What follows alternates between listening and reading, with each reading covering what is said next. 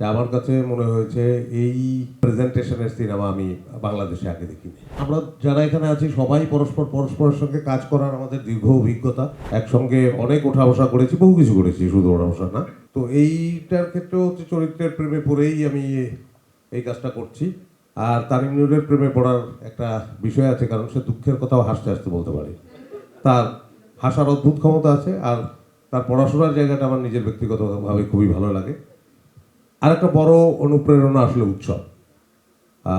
এটা আমি তানিমকেও বলেছি যে আমার কাছে মনে হয়েছে এই প্রেজেন্টেশনের সিনেমা আমি বাংলাদেশে আগে দেখিনি। উৎসব থেকে আমার তাই মনে হয়েছে। তো সেই জায়গা থেকে আমার মনে হলো, আর আমরা যারা এখানে আছি সবাই পরস্পরের সঙ্গে কাজ করার আমাদের দীর্ঘ অভিজ্ঞতা। আমরা একসঙ্গে অনেক ওঠা বসা করেছি, বহু কিছু করেছি, শুধু ওঠা বসা না।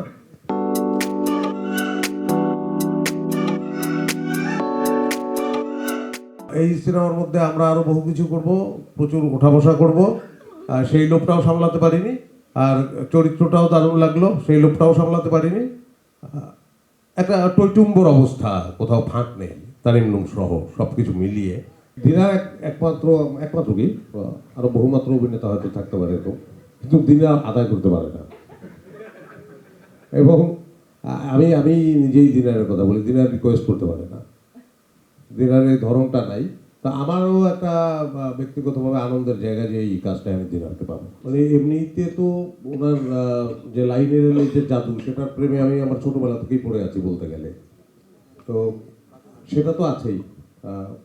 এবং ঈশ্বরের দারুচিনি দ্বীপেরও ওই চরিত্রটি, আমি যেমন উপন্যাসটি এমনি অন্য সময় জীবনেও জানতাম না যে ওই চরিত্রটি আমার করা হবে, কিন্তু যখন এবং রেগুলার মিডিয়া বা ফিল্মে অভিনয়ের কথা চিন্তাও করিনি, থিয়েটার করতাম, সেই সময় ওই চরিত্রটি আমার পড়ার সময় মনে হয়েছিল এই চরিত্রটা যদি অভিনয় করতে পারতাম। তো এবারও সেটা ঘটলো, সেই মুগ্ধতা তো আছেই। আর কেমন লাগছে, এক ধরনের উত্তেজনা কাজ করে আমার সাধারণত যে কোনো কাজের আগেই।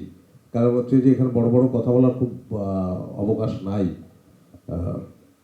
যে পর্যন্ত অভিনয়টা না করি, যে পর্যন্ত শটটা ওকে হয়, 5 4 3 2 1 0 অ্যাকশন, তারপরে যদি জ্বলে না উঠতে পারি আমার এখানে অবশ্য চমৎকার কথা বলছি আমি, তাতে কিচ্ছু যায় আসে না যদি ওখানে আমি জ্বলে উঠতে না পারি আর কি।